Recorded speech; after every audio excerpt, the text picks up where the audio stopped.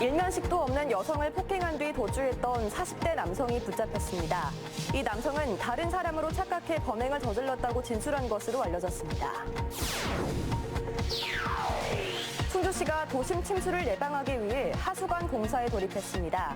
우수 관로와 빗물바지 설치 등 2027년까지 배수 체계를 전면 개선할 계획입니다. 코로나19 전담 병원이었던 도립의료원들이 재정 악화로 어려움을 겪고 있습니다. 코로나 병원이라는 인식 때문인데 환자 수가 기존 절반에 그치고 있습니다. 외식 가격 상승으로 직장인들의 점심값 부담이 커지고 있습니다. 구내 식당이나 편의점에서 한 끼를 해결하는 직장인들이 늘고 있습니다. 안녕하십니까. CJB 8시 뉴스 시작합니다. 본격적인 장마철이 시작되면서 침수 피해 우려가 커지고 있는데요. 충주시가 도심의 상습 침수 구역을 없애기 위한 하수관 개선 사업에 나섰습니다. 2027년까지 사업비 1,200억 원을 투입해 우수관로와 빗물바지를 추가로 설치해 침수 피해를 막겠다는 겁니다. 박원 기자가 취재했습니다. 과거 충주시 금능동의 모습입니다. 비가 많이 내리면 빗물이 역류해 상습적으로 침수되는 일이 반복됐습니다. 이곳뿐만이 아닙니다. 교연동 건대병원 앞과 연습동 구건초, 칠금동 일원 등 폭우가 쏟아지면 충주 지역 곳곳이 물에 잠겼습니다. 하수관 용량이 작기 때문인데 충주시가 도심 침수를 예방하기 위한 대대적인 공사에 돌입했습니다. 이 사업은 비가 오면 빗물이 제대로 내려가지 않기 때문에 빗물길을 뚫어주기 위한 겁니다. 한쪽에 많이 몰려가지고 감당 못하는 것은 유역 분리를 해서 하수관로를 하나 더 뚫는 것이고요. 우선 연수천과 충주천, 충주천 우안, 교연천 등 지역을 크게 4개로 나눠 진행합니다. 총 사업비 1,276억 원을 들여 오는 2027년까지 충주시 배수 체계를 전면 개선합니다. 먼저 연수천 공사는 임광사거리부터 금능교까지 우수관로를 하나 더 만들고 충주체육관 인근 하수관은 기존보다 2배가량 큰 관로를 새롭게 매설합니다. 빗물바지도 기존 256개소에서 611개소로 대폭 늘릴 예정입니다. 본 사업의 효과를 발휘하려면 내년 우기철쯤 가야 될 것 같습니다. 기존의 침수 예상 지역은 저희가 별도 그 유관기관과 협조해서 사전에 그런 부분이 생기지 않도록 조치를 할 예정입니다. 충주시는 관로를 땅속에 묻는 만큼 좋은 품질을 쓰는지 현장 점검을 강화하고 각종 민원에 대한 대안을 마련해 시민 불편을 최소화할 계획입니다. CJB 박원입니다. 청주의 한 아파트에서 일면식도 없는 여성을 무차별 폭행한 뒤 달아났던 40대 남성이 경찰에 붙잡혔습니다. 아파트 계단에서 피해자가 문을 열고 나오기를 기다렸다가 둔기로 마구 폭행한 사건인데 아직까지 뚜렷한 범행 동기를 알 수 없다고 합니다. 이태영 기자가 취재했습니다. 청주의 한 아파트, 이곳에 사는 여성이 지난 20일 오후 2시쯤 40대 남성 A씨로부터 폭행을 당했습니다. 일면식도 없는 사람이었습니다. 택배 상자를 수거하기 위해 아파트 현관문을 열고 나온 순간 갑자기 계단에서 내려온 A씨가 둔기로 여러 차례 얼굴과 머리를 가격한 뒤 달아났습니다. 경찰은 주변 CCTV를 분석하고 탐문 수사를 벌인 끝에 사흘 만에 A씨를 검거했습니다. A씨는 경찰 조사에서 다른 사람을 범행 대상으로 노리고 해당 주소지를 찾아갔다고 진술한 것으로 알려졌습니다. 하지만 범행 동기나 원래 범행 대상으로 삼았던 사람이 누구인지에 대해서는 진술하지 않고 있는 상태입니다. 경찰 조사 결과 A씨는 피해자가 나올 때까지 1시간 넘게 계단에서 기다렸던 것으로 조사됐습니다. A씨와 피해자가 일면식도 없는 사이인 점을 고려할 때 의문이 아닐 수 없습니다. 또 엘리베이터를 이용하지 않았고 도주 과정에서 옷을 여러 차례 갈아입는 등 경찰의 추적을 따돌리기 위해 치밀하게 준비했던 것으로 밝혀졌습니다. 경찰은 범행 도구로 우산을 사용했다는 진술을 포함해 A씨의 진술 대부분이 사실과 맞지 않아 정확한 사건 경위는 좀 더 조사해봐야 알 수 있다고 밝혔습니다. 경찰은 A씨를 특수상해 혐의로 구속한 가운데 추가 수사를 이어가고 있습니다. CJB 이태현입니다. 국민의힘 충청권 예산정책협의회가 윤재옥 원내대표와 박대출 정책위의장, 충청권 4개 시도지사 등이 참석한 가운데 오늘 국회에서 열렸습니다. 이 자리에서 김용환 지사는 K바이오스케어 조성사업의 예비 타당성 조사 면제와 첨단 전략산업 특화단지 지정, 카이스트 부설 AI바이오 영재고 설립 등 20가지 충북 현안 사업에 대한 정책 지원과 예산 협조를 건의했습니다. 김 지사는 행사 전 김교훈 국회 행안위원장을 만나 중부내륙 지원 특별법에 대한 조속한 심사와 법안 통과를 요청했습니다. 충청권 4개 시도의 초광역 협력 사업을 목표로 구성된 충청권 특별지방자치단체 합동추진단이 오늘 충북 지역 설명회를 갖고 주민 공감대 형성에 나섰습니다. 추진단은 충청권 특별지방자치단체에 대한 소개와 함께 국가 균형 발전과 상생 협력 차원에서 설치의 필요성을 역설했습니다. 오늘 설명회에선 민간 참여를 주도할 주민 참여단도 위촉됐습니다. 치솟는 외식 물가로 인해 직장인들의 점심값 부담이 커지는 일명 런치플레이션이 가중되고 있습니다. 점심 한 끼 평균 가격이 10,000원을 훌쩍 뛰어넘으면서 구내 식당으로 직장인들이 몰리고 있습니다. 장원석 기자입니다. 점심시간이 시작되자 직장인들이 구내 식당으로 모여듭니다. 긴 줄을 기다려야 하지만 인근 식당보다 싼 반값 점심에 문전성시를 이룹니다. 우선 가격 대비 밥도 맛있고요. 또 밖에 나가지 않고 실내에서 또 이게 모든 게 다 해결되기 때문에 시간적인 여유도 생겨서 청주시와 여성소비자연합이 이달 음식점 1,200여 곳을 조사한 결과 청주 지역 외식 물가는 1년 새 14%나 올랐습니다. 지난해 같은 기간 상승률보다 2배 이상 높고 외식 물가 지수는 30개월 연속 상승 중입니다. 삼겹살이 37.45%로 가장 많이 올랐고 다음이 동태찌개로 34.16%, 불고기 버거와 탕수육, 버섯찌개, 부대찌개 등이 모두 20% 넘게 치솟았습니다. 지난해 처음으로 10,000원 선을 넘어섰던 청주 지역 점심 평균 가격은 10,000원 중반대로 치닫고 있습니다.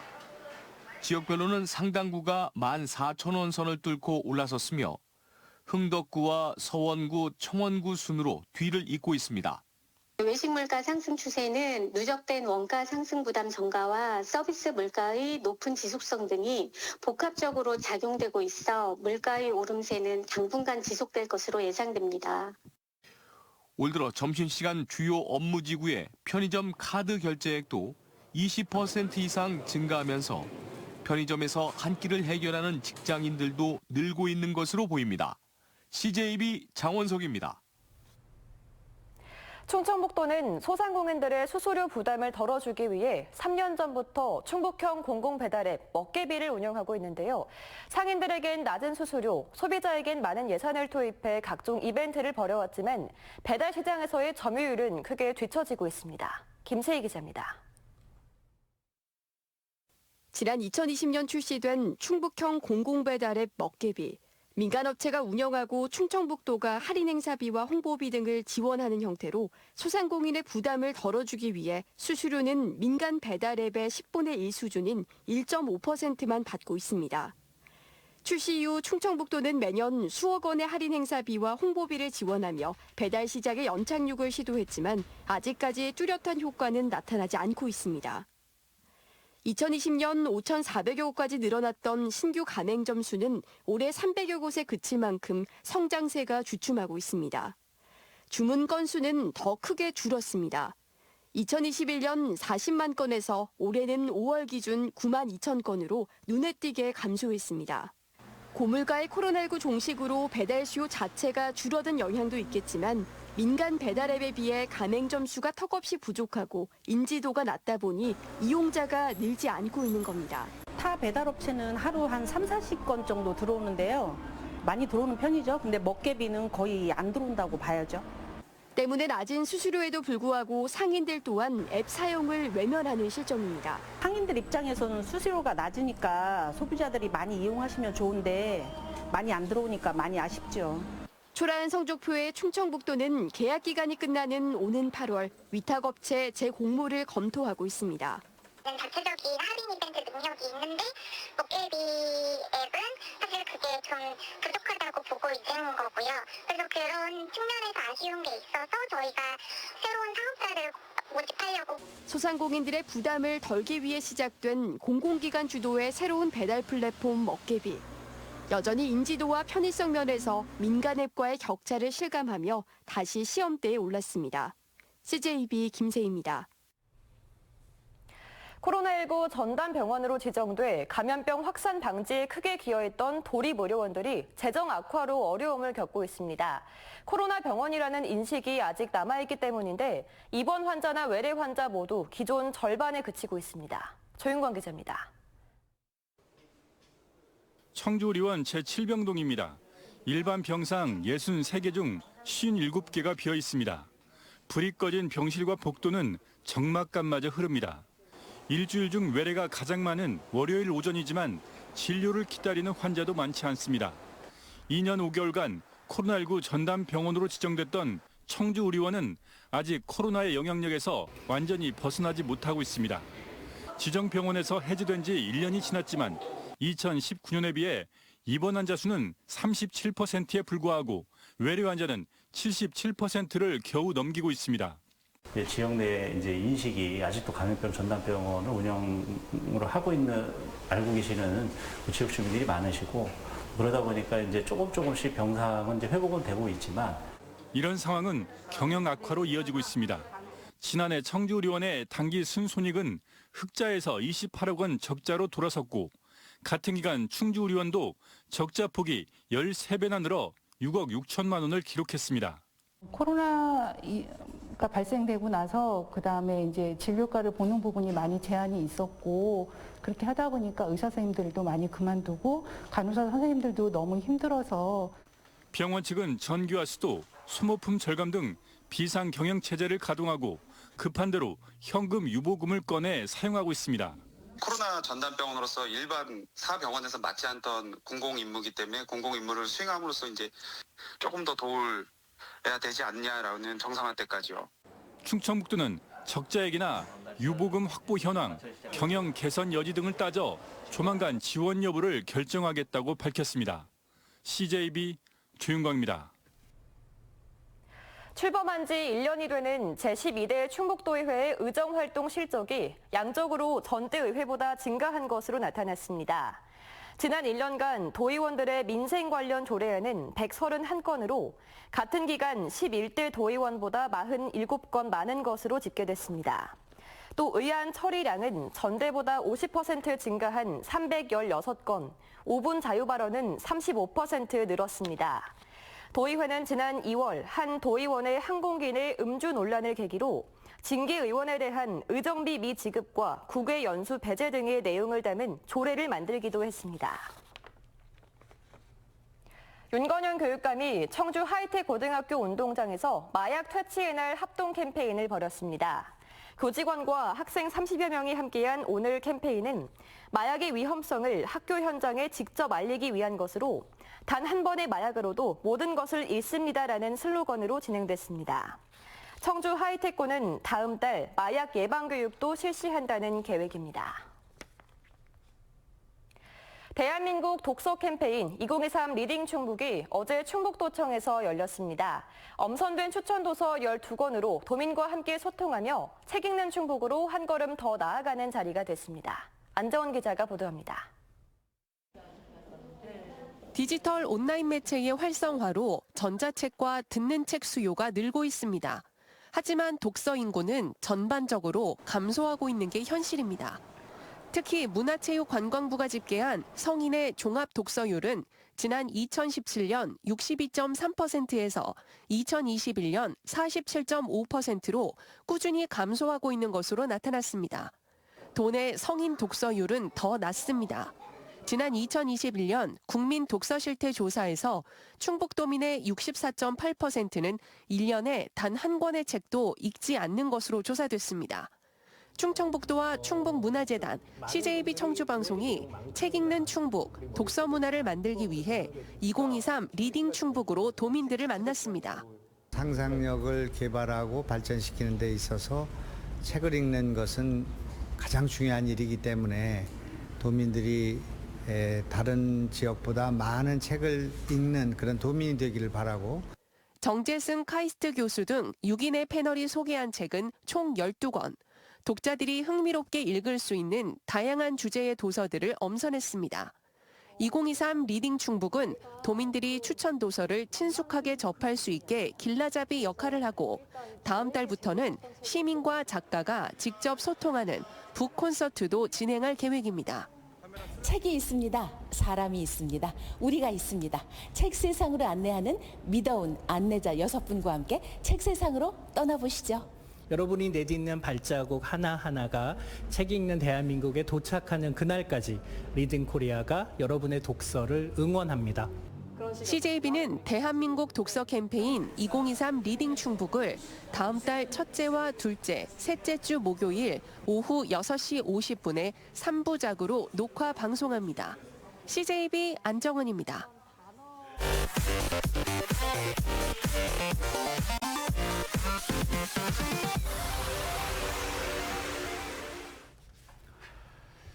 다음 소식입니다. 청주시 중장년 기술창업센터가 우암동 청춘허브센터로 이전했습니다. 오늘 이전 개소식에는 이범석 시장과 정선욱 충북지방중소벤처기업청장 등 약 70명이 참석했습니다. 새로 이전한 중장년 창업센터는 1,442제곱미터 규모로 기업 입주 공간과 공유 사무실, 교육장 등을 갖췄습니다. 지난 2013년 문을 연 청주시 중장년 창업센터는 중소벤처기업부 운영평가에서 7년 연속 최우수 등급을 받았지만 기존 임대 건물이 노후화되면서 이용객들이 불편을 겪어왔습니다. 대한건설협회 충북도회 25대 회장에 유정선 명문건설 대표가 취임했습니다. 앞으로 4년간 충북건설협회를 이끌게 될 유정선 신임 회장은 지역 경제의 활성화를 위한 선순환 구조를 만들고 불합리한 규제와 불공정 관행 혁파를 위해 노력하겠다고 밝혔습니다. 연임으로 지난 8년간 회장직을 맡아온 윤현우 이임 회장에게는 지역 업체 보호 육성에 힘쓴 점이 인정이 돼 공로패가 전달됐습니다. 청주 출신의 박소은 작가가 대한민국 현대미술대전과 대한민국 미술대전에서 잇따라 수상했습니다.